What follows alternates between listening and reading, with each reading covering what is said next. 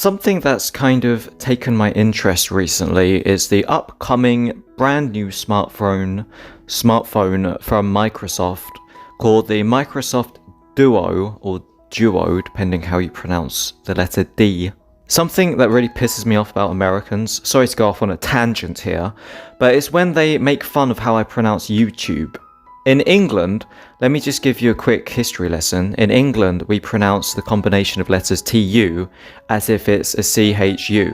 So for example, you have tuna, tube, tuning, YouTube. We don't say tube or tuning or tuna.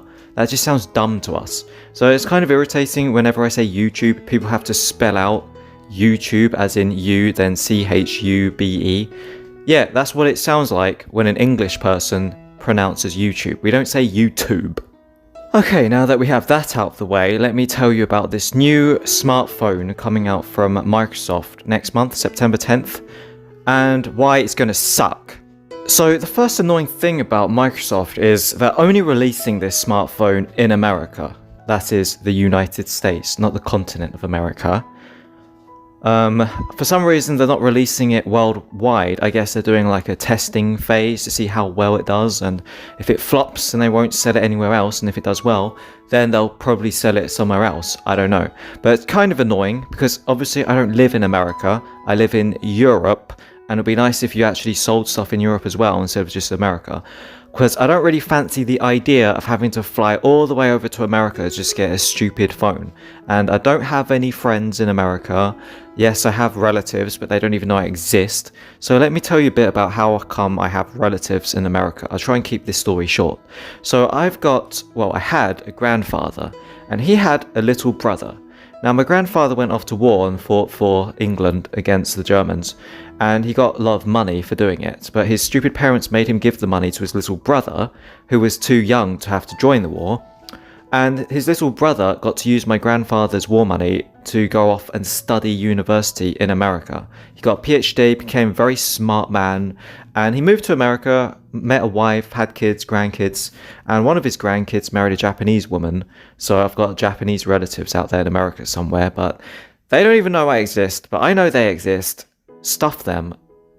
Yeah, Chiyoko Lord, I know about your Pixon imaging company, don't think I don't know that you exist.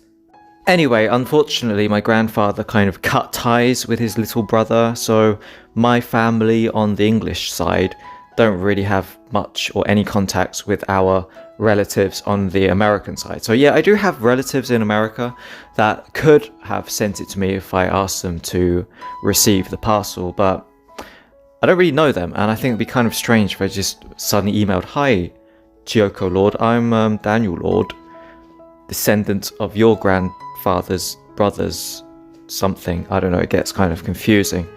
Anyway, the point I'm trying to make is I don't have anyone over in America that I trust or know to be able to accept the order and then send it to me. So my only other option was this website called Big Apple Buddy or something, but they charge like a $50 fee, and then you also have to pay over $100 in shipping fees. So if I really wanted it desperately, I would have to pay an extra $150 just to get it when it comes out in America. Now, am I that desperate to get this phone? I don't know, so I thought I'd make a video about why it sucks to try and convince myself not to want it anymore. So first of all, I want to tell you why I really like this phone. It looks really, really cool. I mean,